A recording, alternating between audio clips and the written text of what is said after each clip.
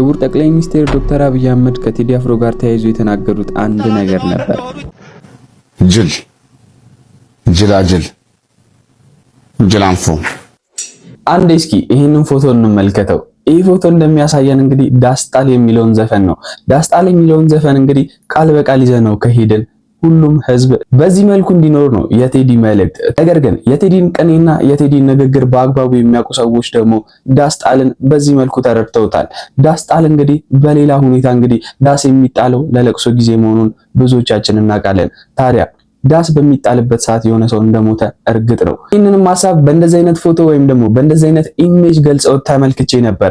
እናንተስ በምን አይነት መልኩ ተመለከታችሁት? ዳስጣል በጣም ጥልቅ የተባለና ብዙ አይነት ነገሮች እንዳሉት ብዙ እየተነገረለት ይገኛል። ከነዛም መሃል እንግዲህ ቴዲ በአዲሱ አልበሙ ላይ ዝምታ ለበግም አልበጃት 12 ሆና አንድ ነብር ፈጃት ሲል ይናገራል። ዳስጣል የሚለው ዘፈኑ ላይ ምን ለማለት ፈልጎ ነው? በግ 12 ሆና አንድ ነብር ፈጃት። ይህ የዳስጣል ዘፈን እጅግ በጣም ጥልቁና የፍልስፍናው ክፍል ነው። ዝምታ ለበግም አልበጃት 12 ሆና አንድ ነብር ፈጃት። ይህ የዘመናችን ዝምተኛ አብላጫ ወይም ደግሞ ሳይለንት ማጆሪቲ የምንለውን ቁልጭ አድርጎ የሚያሳይ የፖለቲካ ትንተና ነው። 12 በጎች በአንድ ላይ ቢተባበሩና ድምጻቸውን ቢያሰሙ ወይም ደግሞ አቋም ቢወስዱ አንዱን ነብር ማባረር ወይንም ቢያንስ እንዳይበላቸው መከላከል ይችሉ ነበር። ነገር ግን በጎቹ የራሳቸውን ተራ እየጠበቁ በዝምታና በፍርሃት ስለታሰሩ አንድ ነብር ማለትም ጥቂት አክራሪና ጽንፈኛ የፖለቲካ ኃይሎች አብላጫውንና ሰላም ወዳዱን ህዝብ አንድ በአንድ እያረዱ ጨረሱት ለማለት ነው። የብሪታንያው ፖለቲከኛ ኤድመንድ በርክ ክፋት እንዲያሸንፍ የሚያስፈልገው ብቸኛ ነገር ጥሩ ሰዎች ዝም ብለው መቀመጣቸው ነው ያለው እዚህ ጋር በትክክል ይገጥማል። በተጨማሪም ቴዲ አባቶቻችን በመርዝ ጋዝ ማለትም የፋሺስት የጣሊያ ኬሚካል መሳሪያ ያለቁለትን ሰንደቅ ዓላማ ዛሬ የራሳችን ልጆች ሲረግጡት ገና አሁን ዳግም ሞቱ በማለት የዘመኑን አፍራሽ ተረክት በጽኑ ይኮንናል። ይህን ቻናል ሰብስክራይብ ስታደርጉና አብራችሁን ስትቆዩ እንግዲህ ሴቶች 1500 ብር ወንዶች 1000 ብር ትሸለማላችሁ። ሽልማታችሁንም እንግዲህ በቀጣይ ቪዲዮ ይዤላችሁ የሚመጣ ይሆናል። ሁላችሁም ላይክ፣ ኮሜንት እንደዚሁም ሰብስክራይብ ማድረጋችሁን እርግጠኛ ሁኑ ተሸላሚ ለመሆን። ቴዲ በአዲሱ አልበሙ ወለጋ ላይ ለተጨፈጨፉት ክርስቲያኖች ድምጽ ሆኗል። ቴዲ አንድ ቤተክርስቲያን ቁጭ ብሎ ፍቅርን ከማይሰብክ ዝምታን ከመረጠ ጳጳስ፣ ቄስ፣ ዲያቆን እጅግ የተሻለ ነው። ይሄንን ስራ ደግሞ የሰራው ከመጽሐፍ ቅዱስ ታሪክ ወስዶ ነው። ብዙ ጋዜጠኞች፣ ብዙ ንጹሃን ዜጎች እየታሰሩ የገደሉ ነፍስ ያጠፉ ሰዎች ይፈታሉ። እንደ ሌሎቹ ዝምታን ሳይመርጥ ታዲያ ቴዲ በብዕሩ እንዲህ ሲል ይጠይቃል። ስማዬን ከአዲሱ አልበም እንግጥም የሄሮድስ አምሳል ግርማው ተገፎ ምነው ዛሬ ተጎዳ አይለው ባርባር ክፉ ገና ነው ልቧም ነው ማይረዳ ሲላዳም ልቡ መቼ ራቶ ሲላዳም ፍቅርን ይከሰዋል በራባነት ፈቶ ሲላዳም ሰራዳኝ ሲለክስ መርጦ በግፍ ገዳይ ሲላዳም ዝም ይላል ወይ ኢየሱስ ኢትዮጵያ ላይ ዝም ይላል ወይ ሲያይ ዝም ይላል ወይ ሲያይ ኢየሱስ ከላይ። ከቴዲ አፍሮ ጋር ግብ ፈጥሮ የነበረው አቤል ሙልጌታም እንግዲህ መነጋገር ይሆናል። ታዲያ ይሄ ምክንያት የሆነው ጾታንም እንዳቀይር እንፈራላለን በማለት ነበር። በሚገርም ሁኔታ ጾታውንም ያስቀየሩት አንድ ወጣትና አንጋፋ ሰው አለ። ማን? ካሙዙ ካሳ። ካሙዙ ካሳን እንግዲህ ሶሻል ሚዲያ ላይ እንደዚህ ልብሱን አስቀይረውት እንደዚሁም ደግሞ ያስጨፈሩ የቴዲ አፍሮን ቲሸርት አስለብሰውት ራሱን ባዋረደ ሁኔታ በእንደዚህ አይነት መልኩ እንግዲህ ህዝብ ትችቱን ገልጿል። በጣም በሚገርም ሁኔታ ማለት ነው። ኖቲስ አድርጋችሁታል? ሁሉም ላይ አቋቋሙ ተመሳሳይ ነበረ ማለት ነው። እንዴት እንደደነገጥኩኝ። ከዛ ዳስጣልን ሳየው ማለት ነው በብላክ ኤንድ ዋይት ሆኖ ወደኛ እያየ ነው ነገር ወደኛ ይሁን ወደ ማን እንደሆነ እኔ እንጃ። ቴዲ አፍሮ አመስግን፣ በእውነት አመስግን። ስንት ብር ነው ለማስታወቂያ የሚከፈለው? በአሁን ሰዓት ስንት ብር ነው የምትከፍለው ለማስታወቂያ የሆነ ስራ ለመስራት? ስንትና ስንት ብር ነው የሚፈሰው? ተግባባን? ያለ ምንም ነገር አትሰራም ብለው ሰው ያንተን ግልብጥ ብሎ ወጥቶ የኢትዮጵያ ሕዝብ ምን ያህል እንደ ኩራት እንደሚያይ ኢትዮጵያ ላይ ምን ያህል በጽድት ያልክ ሰው እንደሆንክ አሳይታል። ሰው ከብዳል። ሌላው ምንድን ነው? ከአንድ አብሮ ከሚሰራው እንትን ጋር ወደ 330 ሚሊዮን ብር ከፍሎ ይደረዛ ብሎ ቴዲ አፍሮ ዘግቷል ፋይሉ። በጣም በሚደንቅ ሁኔታ አምሶ አሜዝድ የራሷን የግል ምኞትና ተስፋ ተናግራለች። የቴዲ አፍሮና የአርት ቲቪ ነገር ልንገራችሁ። እውነት ይመቻል። አርት ቲቪ ከፍተኛ ማስታወቂያ የሰራው እንዴት ያደረጋትንም ቀጥታ ስርጭት የሚባል ነገር መንግስት በህግ ከልክሎታል። ፓርላማ ላይም ጠቅላይ ሚኒስትሩ የፈለከው አካል ቀጥታ ስርጭት ማስተላለፍ ተከልክሏል በህግ። ኢትዮጵያ ውስጥ በቃ የለም ከዚህ በኋላ ቀጥታ ስርጭት ላይ ወጥተህ መግለጫ መስጠት፣ ፕሮግራም ማዘጋጀት ተከልክሏል። ከዜና በቃ ዜና የተጻፈ ነገር ነው። እሱ አርት ቲቪ ድብን ያለች ማስታወቂያ የሰራውና ወጥቶ ለምን አስረዳም ቀጥታ ስርጭት መግለጫ መስጠት ይቻላል አይቻልም የሚለው ያውቁታል። ተከለከለ የሚለው ነገር የተከለከለ ነገር ደግሞ ኢትዮጵያ ህዝብ ስለሚወድ ይላል። ምን ማለት ነው? ነገር ነው መንግስት ደግፎ ይችላል። መንግስት ከሀገር ያባረረኝ መንግስት ነው። ጉዳይ ሰበብ መጣው እኮ መንግስት እያባረረኝ ነው። እውነት ነው ግን እውነቷን መካከል የለብንም። ምን ጊዜም እንግዲህ እሱም እሷም ጎን ለጎን አብረው የማይጠፉት ኩኩ ሰብስቤና ቴዲ አፍሮ የህዝብ ልጅ ነህና ፈጣሪ ይጠብቅ በማለት እንግዲህ ለአዲሱ አልበሙ በሚገርም ሁኔታ ከአርቲስት ቲቪ ጋር የነበረው የቴዲ አፍሮም ቀጥታ ስርጭት ለምን እንደተቋረጠ ትክክለኛ ምክንያቱም እንግዲህ በእንደዚህ አይነት መልኩ ተገልጿል። ዜናዎች እንደሆኑ ይታወቃል። አቦጊዳ ከሚለው አልበም አቦጊዳ ልጅነት አላት ለማን ምንድነው ያርጋል ለማን ላምሽ እና ልማሽ ለማን ልማሽና ሞናሊዛ ያስተሰርያል ከሚለውም አልበም ያስተሰርያል በል ስጠኝ ለላምባዲና አላምን የሚታወሱ ማለት ያየ ማንበብ የመጨረሻው አልበም ከመውጣቱ በፊት ደግሞ ሰላም ፊዮሪና ሌላ ቋንቋ በረቡኩ ይመስልኩም ውዴ አይደነግጥም ልቤ እና ትዝታ ይተከሳሉ።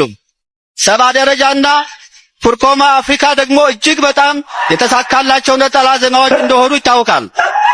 ታዲያ ሁላችንም ከምንወደው ከአንጋፋው ቴዲ አፍሮና ከባለ ሀብቷ ጀርባ ምንድነው ያለው ነገር? ከቴዲ አፍሮ አልበም መለቀቅ ጋር በተያያዘ ሌላው በጣም ደስ እያላለኝ ያለውን ነገር ልንገራችሁ። ከሰዋሰው ጋር ውላቸውን አቋርጠው ቴዲ በራሱ ዩቲዩብ አካውንት ነው የሚለቀው። ይህንን የሰማችሁ ይመስለኛል። ይህም የሆነው ደግሞ በሁለቱ ወገኖች የጋራ ሰላማዊ ስምምነት ነው። በአንዳንድ ጉዳዮች ላይ የሀሳብ ልዩነቶች ነበሩ። በቃ ተማመኑ። 50 ሚሊዮን ብር ነው ለሙሉ አልበሙ ሰዋሰው ሊከፍሎ የነበረው። የዚያ ግማሹ ቀድሞ ተከፍሎት ነበር ከ4 ዓመት በፊት። ልዩነቶች ስለተፈጠሩ ከ50 ሚሊዮኑ ቀድሞ የተሰጠውን 25 ሚሊዮን ብር ተመላሽ አደረገ። ያውም ከነወለዱ ከ30 ሚሊዮን ብር በላይ ነው ከነወለዱ ተመላሽ አድርጎ በራሱ ዩቲዩብ ለመልቀቅ የወሰነው። የቴዲ ፕሮሞተር አመስግና ሰዋሰዎች እንደውም ቆንጆ አድርገውልና ስትል ነበር። ሶሻል ሚዲያ ላይ ግን እየተሰራጨ ያለው መረጃ እንደዚህ አይደለም። ፍጹም ከጉዳዩ ጋር ባልተገናኘ የራይዷ ባለቤት ሳምራዊት ፍቅሩን ስም አንስተው በጣም ቴዲ ላይ ፋውል እንደሰራች ዘፈኑ አልበሙ እንዳይወጣ ምናምን እያደረጉ ነው ሲያወሩ የነበረው። ኢቭን ራይድ ላይ ቦይኮት ሁሉ ሲጠይቁ የነበሩ ሰዎች አሉ። ይሄ ልክ አይደለም። ቴዲ ራሱ የሚደሰትበት አይደለም። እኔም አንድ ቴዲን እንደሚወድ ሰው አልበሙን በጉጉት እንደሚጠብቅ ሰው ከቴዲ ጋር በተያያዘ ሌላ ሰው ሲጎዳ ማየት አልፈልግም። ሌሎችም ሰዎች እንደዛውና እንደዚህ የሚያደርጉ ሰዎች እንዲታቀቡ ማድረግም ያስፈልጋል። ቴዲ አፍሮም እንግዲህ ዘፈን ፍቅርና ቂጥ ብቻ ለመሆኑን በአግባቡ ያሳየን ይመስለኛል። ለዚህም ደግሞ እሱም ምላሹን አግኝቶታል። ህዝብ ወዶለታል፣ አክብሮታል። እስኪ ምን ተፈጠረ ቴዲ አፍሮ አልበም ላይ?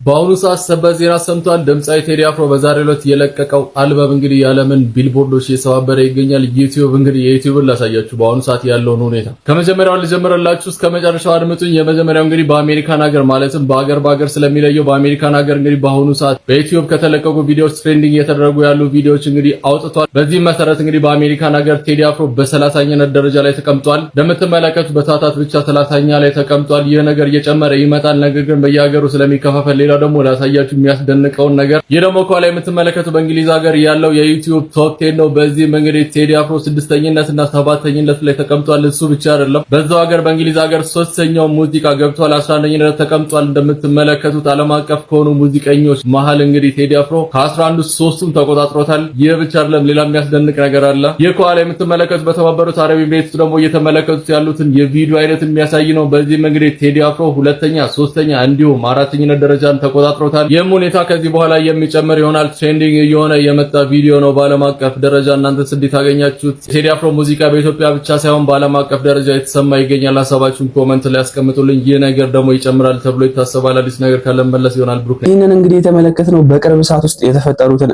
ሪከርዶች ነው። በአሁኑ ሰዓት በእርግጠኝነት ቶፕ 5 ላይ እንደሚገባ ቴዲ አፍሮ የሰረቀው ምን የሚለው መሰለ እግር ይዞ እንዴት አይሄድም ሰው ወደፊት አይራመድም የሚለው እጅግ ብዙ ነው የሱ ውለታ እንዴላ መስገን ይህንን ጌታ ያገኝ ቁጭ ራሱ ሆኖ ቁጭ ያደረገው ሞተሃል ተብሎ እኛም ተስፋ ቆርጠን ያገኘው መዝሙር እኔ ሳልወለድ ነው አብዱል ኪያር መጥቶ ድሮ ፈራውኔ ብሎ ራሱን ቁጭ ያደረገው እንደዛ ሲሆን ያምራል። ከቸርች ሲወሰድ ያምራል።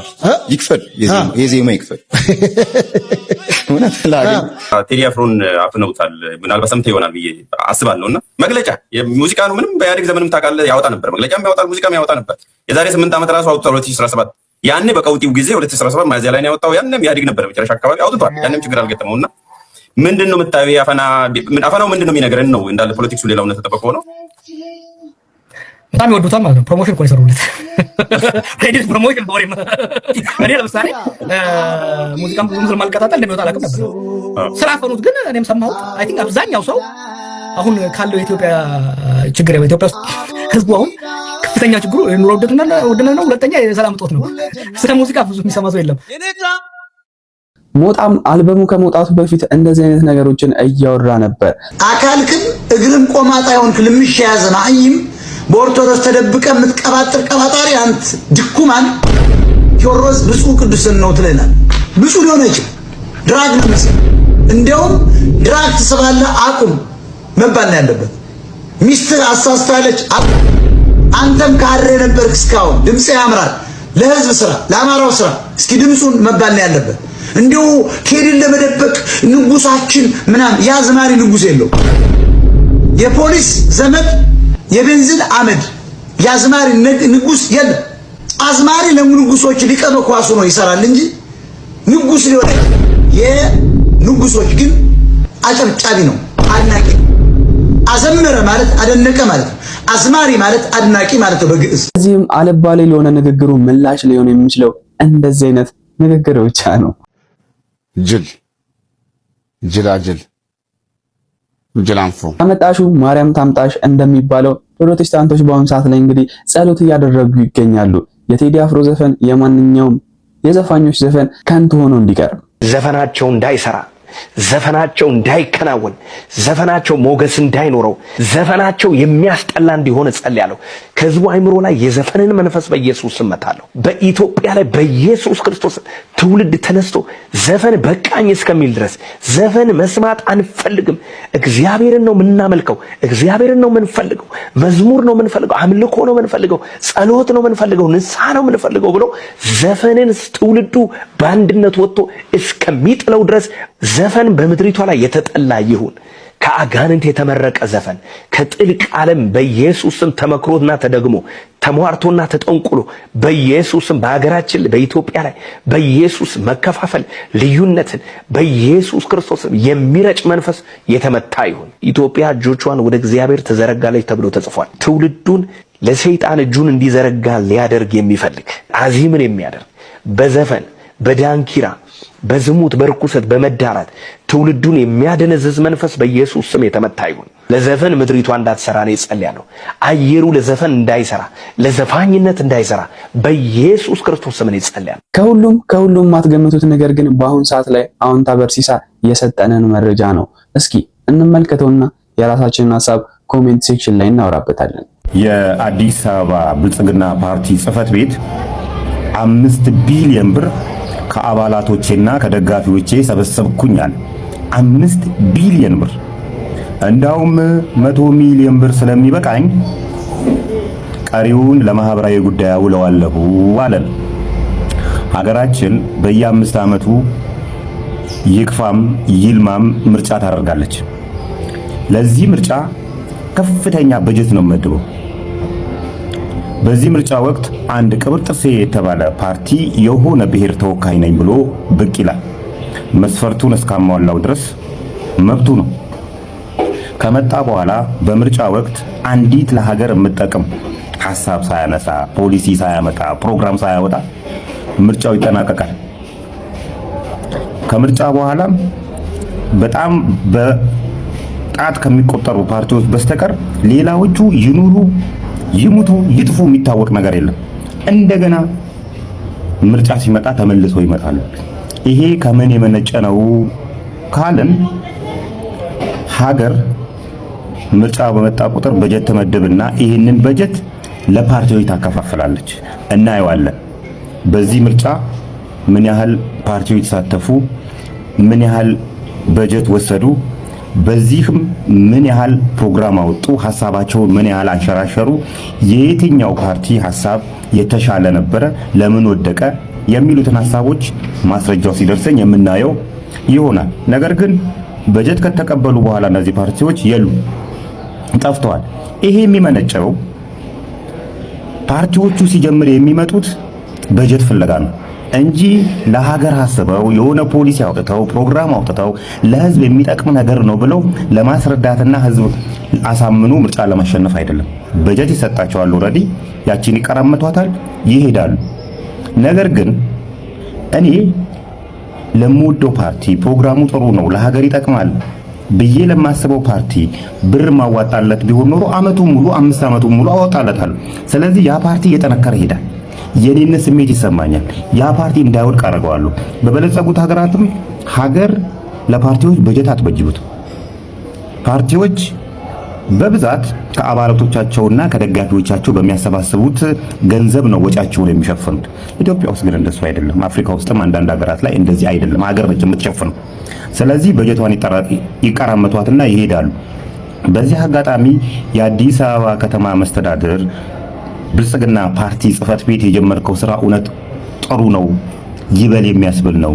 ሌሎቻችሁም ክልል ላይ ከተማ መስተዳድር ላይ ያላችሁ የብልጽግና ፓርቲ ሰዎች ወጫችሁን ከመንግስት መጠበቅ ሳይሆን ራሳችሁ እንወደዋለን ብለው አይደል እንዴ አባላቶቻችሁ የሰበሰባችሁት? ስለዚህ ለምትወዱት ፓርቲ ማዋጣት ያለበት አባላት ናቸው።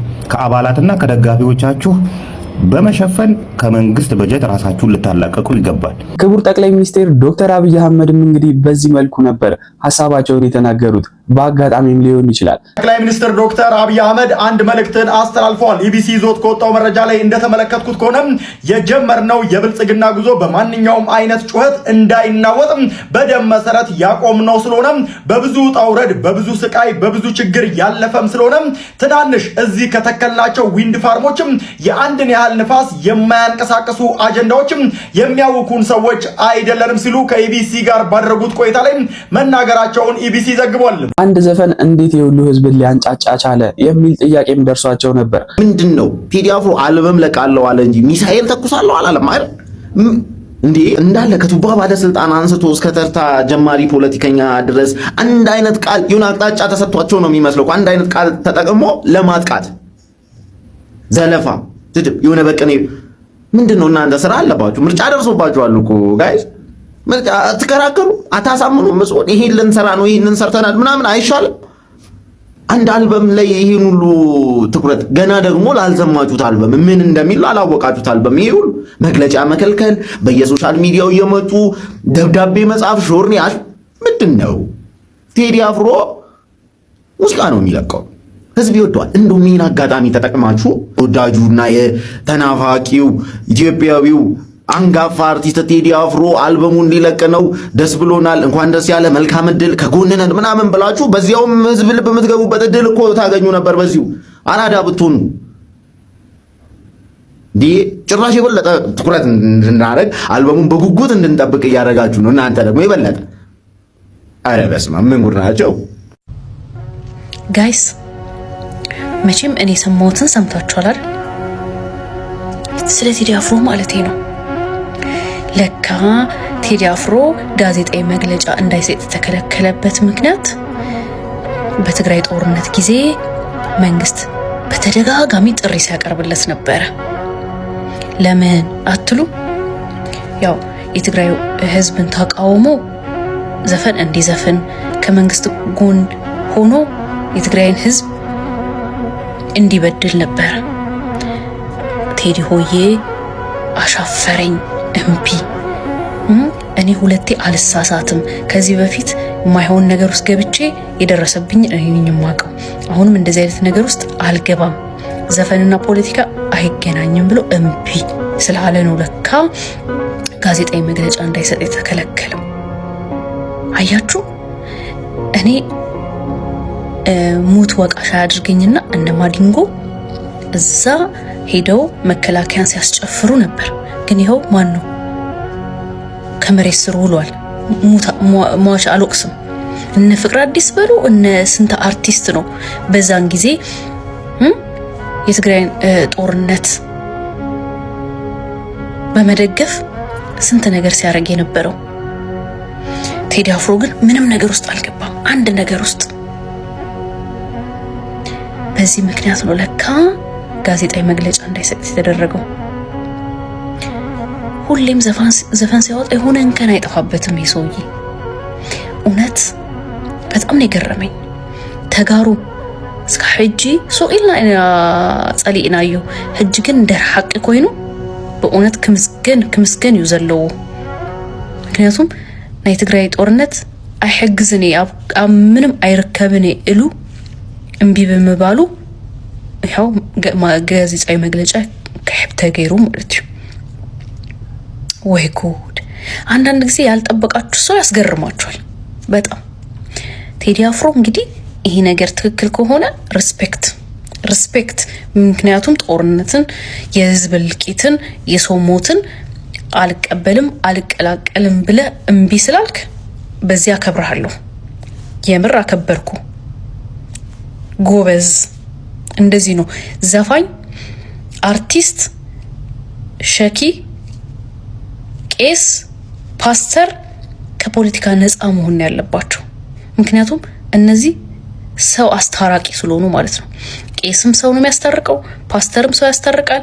በሙስሊሙም የሙስሊምና አባቶችም እነሱም ሰው ነው የሚያስታርቁት።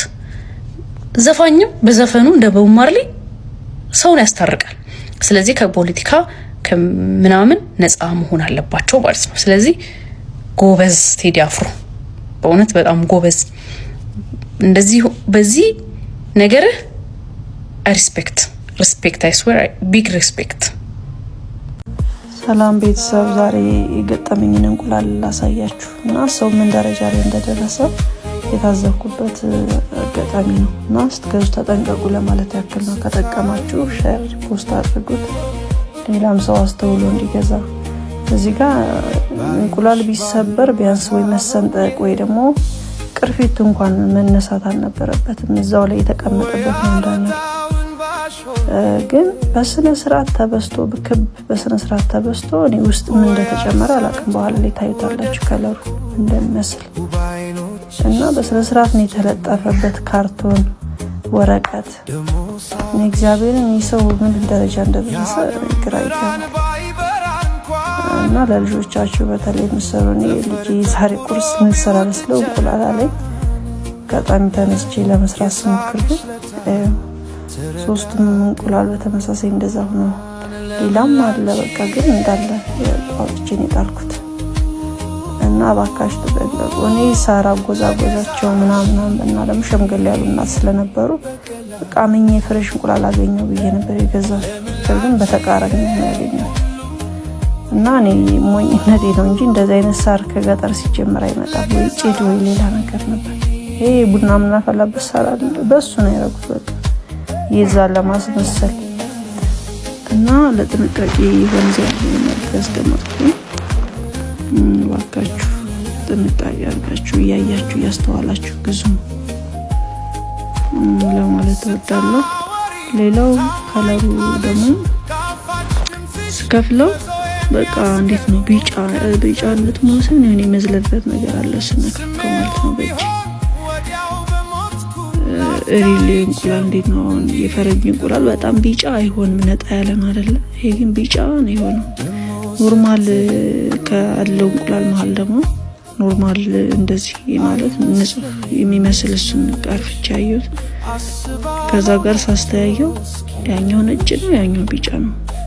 በስንቱ ድራማ በ3 ቀን ውስጥ ከዩቲዩብ ላይ እንዲወርድም ተጠይቋል። የበስንቱ ድራማ ውዝግብ ተባብሶ አሁን ወደ ፍርድ ቤት ሊያቀና መሆኑን ተሰምቷል። አብሪኮ መልቲሚዲያ በደብዳቤው በስንቱ ድራማን አዘጋጅቶ ለማስተላለፍ ከኢቢኤስ ቴሌቪዥን ጋር በ2013 ውል ፈጽሞ በውሉ መሰረት ለ3 ዓመታት 100 ክፍሎችን ሰርቶ ማስረከብ ገለጸ ሲሆን ይሁንና በድጋሚ ውሉ እንዲራዘም ተደርጎ ሌላ 57 ክፍሎች ሰርቶ ማስረከቡን ያስረዳ ሲሆን ይሁንና በተራዘመው ውል ላይ ከቴሌቪዥን ስርጭት ውጪ በኦንላይን ሚዲያዎች ማስተላለፍ የሚል እንደሌለበት ገልጾ ይሁንና ኢቢኤስ ቴሌቪዥን ከ101 እስከ 157 ያሉትን ድራማውን ክፍሎች በኦንላይን እያስተላለፈ መሆኑንም አስረድቷል። 57ቱ ክፍሎች ኢቢኤስ በ3 ቀናት ውስጥ ከኦንላይን እንዲወርድ ጠይቆ ይህ ካልሆነ ግን ጉዳዩን ወደ ፍርድ ቤት እንደሚወስድ ማስጠንቀቂያ መስጠቱን ተሰምቷል። በዚህ መሰረትም የሰጠው ይህ ቀነ ገደብ መጠናቀቁ የተሰማ ሲሆን አብሪኮም ጉዳዩን ወደ ፍርድ ቤት ለመውሰድ ዝግጅት እያደረገ ሲሆን ኢቢኤስ ቴሌቪዥን በበኩል በሕግ ለመዳኘት ሌላ ክስ ሊመሰረት መሆኑን ተሰምቷል። በመሆኑም በስንቱ ሲትኮም ድራማ በቴሌቪዥን መስኮት በተመልካች ከመዳኘት ወጥቶ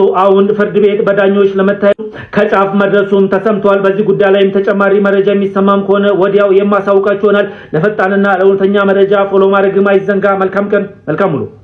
ጎላ አይደሉ ያለም የባተረች እንደም ጎላ አይደሉ ያለም የባተረች እንደም ጎላ አይደሉ ያባዬ ዝናብ ካሸፍ ሰማዬ ጎላ አይደሉ ያባዬ ዝናብ ካሸፍ ሰማዬ ተበትነን ብናይ ረቤለን እንደ ብናኘ ከዘር ልቀን ምናይ አንድነን ማንን ለያየ ስመመንና ማንም አይለየነ ባለመነ ኮዳት ስመን ስመመንና ማንም አይለየነ ባለመነ ኮዳት ስመን ስመመንና ማንም አይለየነ ባለመነ ኮዳት ስመን ትዘመነ ኢትዮጵያ ትዘመነ ባለመነ ኢትዮጵያ ትዘመነ ትዘመነ ኢትዮጵያ ትዘመነ ባለመነ ኢትዮጵያ ትዘመነ